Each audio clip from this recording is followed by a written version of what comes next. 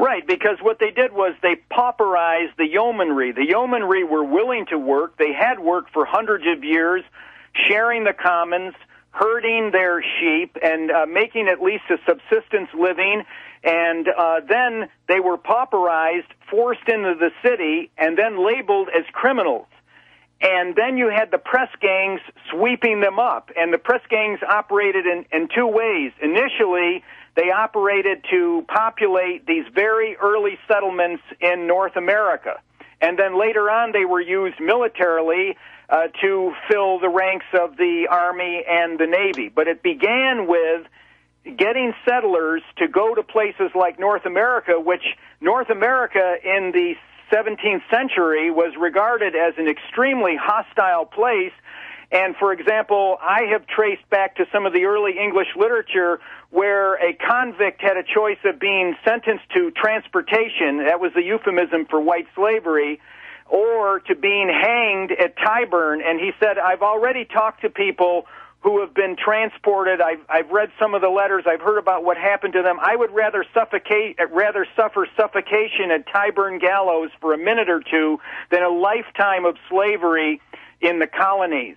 So here was a realization of 2 points. One, that it was a living death over there, and two, that it wasn't 7 years of indentured servitude polishing the master's silverware in the big house and then being released as we're told. That applied more to indentured servitude, which was a separate system. We're talking about In fact, mainline historians report that black slaves generally, because they were pure property, were better treated than white slaves, because the white slaves, you didn't even have to feed them. You could just let them die.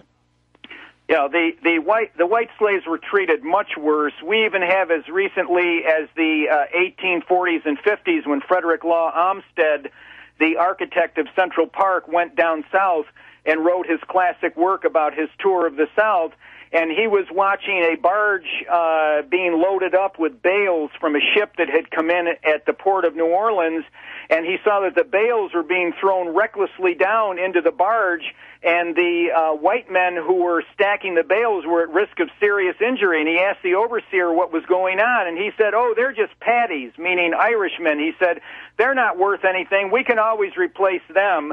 And Olmsted asked him, well, what if they were blacks? And he said, well, they cost us money. We would have had to take in much greater care. But, of course, when you're talking about slavery in America, Alex, you have to be careful because the situation changes dramatically from century to century. That's right. They actually trick the whites to go along with it because they at least, quote, were above the blacks, and then it gets more sophisticated. Please continue.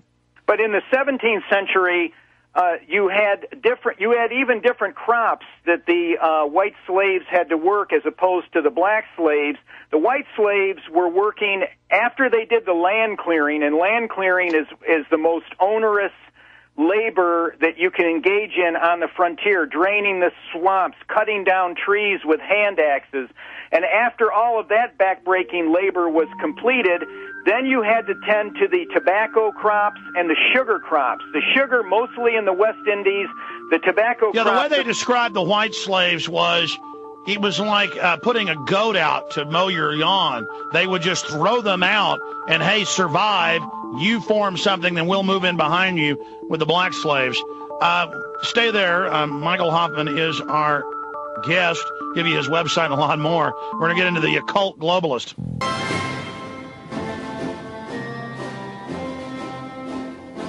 We're going to get into some really serious subjects next 30 minutes with our guest.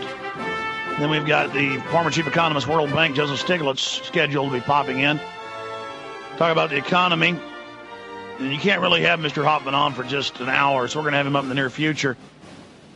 Don't forget, for PrisonPlanet.tv members, you not only get the fourth hour of the radio show, which everybody can pick up, and we appreciate the listeners listening, but also you get the video cam that's already up and running right now, the live video cam, the guest cam, the document cam, internet cam, video feed cam, cam on me. Adds a whole other dimension. Then we archive that hour. Sometimes we do more than an hour of the fourth hour. We turn it on early. We archive that within 2 hours up on PrisonPlanet.tv for folks that are PrisonPlanet.tv members. And you can go sign up right now and be watching the video cam if you'd like to. Going back to Mr. Hoffman, just encapsulating this, then we'll get into the other subjects. This is just more of your study of how the elite control us. That's why they're the elite. I mean, they're into how to control societies, how to propagandize.